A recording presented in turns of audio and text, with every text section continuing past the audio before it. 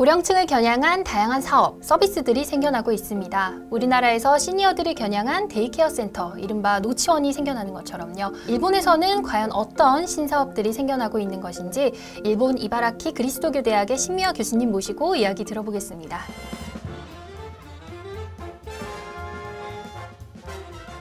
일본에 그 재미있는 아저씨 대여 서비스라는 게 있는데 그 서비스를 이용하는 사람들은 20대, 30대 젊은 여성들이에요. 20대 여성이 한 번도 뭐 요리를 제대로 하지 않았던 여성이 이제 저녁에 파티를 하는데 자기는 도대체 어떻게 요리해야 될 줄 몰라요. 그러면 그 아저씨한테 연락을 해서 대여를 해서 그 같이 시장도 다 봐주고 그 다음에 요리하는 방법도 다 가르쳐주고 이렇게 해서 뭐 2시간에 뭐 7,000엔 이렇게 해서 그 아저씨를 혹은 할아버지를 대여를 하는 거죠. 어떤 그 아저씨는 같이 이렇게 만나서 카페에 만나서 내가 하는 욕만 2시간 동안 달라고 한답니다. 근데 무슨 욕이냐? 직장 상사에 대한 욕을 계속 하는 거예요. 2시간 듣기만 들어줘도 되는 거예요. 근데 그렇게 하고 얼마입니까? 그렇게 해서 보통은 이제 한국 돈으로 한 6만 원, 7만 원 주는 거죠. 그렇게 2시간 동안 실컷 욕하고 나면 마지막에 약간 이제 코멘트 해준다거나 이제 어드바이스 해준다거나 이렇게 하면 이제 수입이 생기는 거죠. 이렇게 인생 경험이 많은 분들한테 여러 가지 조언을 듣고 싶은 거죠. 그렇구나. 젊은 여성들이. 그런 재미있는 그 서비스도 있어요. 그런 제한 없이 그냥 무궁무진한 그런 주제로 이렇게 대여를 할 수가 있네요. 그렇죠. 요청을. 네. 또 요것 말고도 요즘 뭐 일본 시니어들을 대상으로 한 뭐 요양원을 방문해서 이렇게 할머니들 헤어나 뭐 네일 이렇게 손톱 정리를 해주는 그런 사업도 좀 인기가 있다고 하던데. 네, 어떻습니까? 그게 지금 일본에서 굉장히 그 인기 있는 사업인데 요양원에 방문해서 할머니들한테 예쁘게 얼굴 화장도 해주고 네일 손톱 관리 아니면 손 마사지 아니면 발 마사지 이렇게 해주는 서비스가 지금 굉장히 일본에 유행을 하고 있거든요. 이 서비스는 그 수료증을 받은 후에 일을 바로 시작할 수 있는데 그 아기들 키우는 엄마들이 가정주부들이 거기 가서 3개월 가정, 6개월 가정, 뭐 12개월 가정 이렇게 해서 굉장히 상세하게 배워서 개인 사업자로서 어떻게 출발하면 좋은가 그런 것까지 철저하게 교육을 하더라고요. 또 끝나면 또 사진도 찍고 이렇게 하는데 그 서비스를 받은 분도 굉장히 행복해하고 또 자녀들도 어머니가 이렇게 예뻐졌으니까 굉장히 그 만족감을 가진다고 그렇게 얘기를 해요. 할머니들이 뭐 아무리 나이가 드셔도 여자는 여자니까 또 꾸미면 또 그때 또 기분 전환이 또 되시잖아요. 요양원에서 굉장히 이 서비스에 대해서 그 좋게 평가를 하고 있어요. 수요가 많다는 거군요. 네, 왜냐하면 이제 소문이 그렇게 나는 거죠. 예쁘게 화장해 준다더라, 뭐 손 마사지도 해준다더라, 막 이렇게 얘기가 되면 다른 할머니들도 그 요양원에 오고 싶어 하는 거죠. 그러니까 요양원 측에서도 요구하는 쪽이 굉장히 많다고 해요.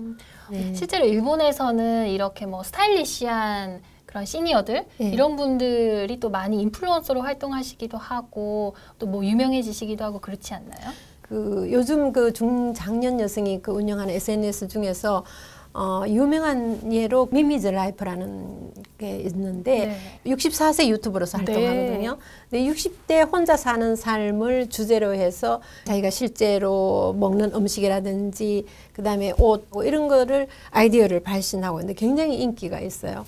나이토 아사미 씨라는 분이 있는데 이분은 74세 인플루언서인데 정말 패션이 화려해요. 별로 일본에서는 그렇게 화려한 패션을 하고 있는 분이 적은데 이분은 굉장히 화려한 패션, 그 다음에 개성 넘치는 그런 포스팅으로 굉장히 인기를 끌고 있는데 저녁에 친구 만나서 그 술 모임이 있으면 이런 옷을 입고 간다. 미술관에 전시회 보러 갈 때는 뭐 이런 옷을 입고 간다. 이렇게 해가지고 중장년 그런 여성들한테 굉장히 그 긍정적인 영감을 주고 있더라고요. 일본에서는 이렇게 중장년층, 시니어들만을 대상으로 하는 신문도 있다고 하던데. 그 신문이 이겁니다. 후쿠오카 할머니들이 그 만드는 월간지 신문, 할머니 신문이라고 여기 이렇게 할머니 신문이라고 쓰여 있는 건데 모두 이렇게 할머니들이 주인공으로 이렇게 나와 있습니다. 주인공도 할머니, 만드시는 것도 할머니들. 이 할머니 신문은 주로 어떤 내용들을 다루나요? 네, 할머니하고 그 할아버지들을 위한 이벤트에 가서 취재도 하고 또 할머니 헤어스타일을 하고 패션 이런 게 또 소개되기도 하고 할머니들이 만드는 옛날부터 내려오는 요리 있죠. 그 레시피 또 할머니들이 모여서 일하는 곳 이런 게 취재해서 소개하기도 하고 가장 인기 있는 코너가 바로 그 인생 상담이라고 하던데 네. 주로 어떤 방식으로 이렇게 다뤄지나요? 어떤 40대 그 남자 독자가 이렇게 얘기했어요. 그 노후에 돈이 부족할 것 같아서 걱정인데 어떻게 하죠? 이렇게 질문을 했거든요. 거기서 이제 케이코라는 할머니가 이렇게 답변했어요. 세상에 쉽게 돈 벌 수 있는 일은 그렇게 많지 않아요. 성실하게 일하는 것이 제일 중요하답니다. 그래서 조금씩 저축해서 그렇게 모아서 둔다면 언젠가는 꼭 그 쓸모가 있을 거라고 그렇게 답변을 하더라고요. 네. 뭔가 인생의 경험자로서 이렇게 해주시는 말씀이니까 좀 와닿는 부분도 있을 것 같아요. 네, 맞습니다. 또 인기 있는 코너는 뭔가요? 그 할머니들이 만드는 그 요리 레시피 코너인데 지난번에는 그 요거트를 이용한 그 요리법이 소개되었더라고요. 네네. 불가리아 요거트 회사로부터 그 광고료도 받았다고. 그러니까 할머니들이 가장 잘 알고 잘 할 수 있는 그 분야들을 이렇게 소재로 많이 다루고 있네요. 그럼 이거는 데일리로 발행되는 신문은 아닐 것 같고 네, 한 달에 한 한 달에 한 번입니다. 번. 예. 그리고 이게 무료는 아닌 거잖아요. 예, 이게. 1년 정기 구독료가 5,980엔이에요. 그러니까 우리나라 돈으로 하면 그 한 5만 원 정도죠. 발행 부수가 어느 정도 돼요? 예, 3,000부 발행을 한다고 해요. 다 이렇게 스마트폰을 보니까 그 일반 가정에서도 신문을 점점 그 구독하는 일본도. 사람이 줄어든다고 하거든요. 그런 가운데 매달 3,000부 발행하니까 이 할머니 신문은 아주 그 대단한 사업이라고 할 수 있죠. 근데 이게 아까 할머니들이 만든다고 하셨는데 네. 그러면 몇 분이서 이렇게 만드시는 건지도 좀 궁금해요. 어떤 할머니들이 만드시는지도. 한 12분이 할머니가 계시고 지금은 젊은 사람들이 한 6분이 참가해서 같이 도와주시는군요. 일을 하고 계신다고 해요. 이 12분 할머니들이 보통 그 아르바이트 형태로 일주일에 2번 혹은 3번 혹은 하루에 3시간 혹은 4시간 일하면서 월 한 4만 엔 정도에서 5만 엔 정도 받는다고 해요. 우리나라 돈으로 한 4, 50만 원 받는 거죠. 아까 젊은 사장님이 이 신문 아이디어를 냈다고 하셨는데 네. 이 발행 계기가 좀 궁금합니다. 이분이 계시는 후쿠오카 현 우키야시라는 곳에 살고 계시는데 여기 인구가 약 2만 7천 명 중에서 36%가 65세 이상 고령자라고 해요. 최고령 사회의 대표적인 마을이거든요. 근데 원래 이거 설립하기 전에 이분이 다른 일을 하셨는데 오토바이 사고가 일어났어요. 이분이 한 4년 동안 병원을 입원했다고 해요. 그런데 그 병원에 입원한 할머니들이 귀찮아 죽겠는데 매일 간섭을 한대요. 과자도 갖다 주고 뭐 먹을 거 이렇게 과일도 갖다 주면서 왜 입원했느냐 무슨 일이 있느냐. 처음엔 너무 귀찮더래요. 그래서 말도 하기 싫었고 근데 어느 날 갑자기 보니까 같이 입원했던 분들이 병이 악화돼가지고 돌아가시고 이분도 돌아가시고 이렇게 하니까 뭔가 내가 봉사할 수 있는 길이 없을까 하고 그래서 이분들을 어떻게 자기가 송영해주는 그런 역할을 봉사로 무료로 네. 봉사 활동을 했다고 차량 해요. 봉사를 했네요.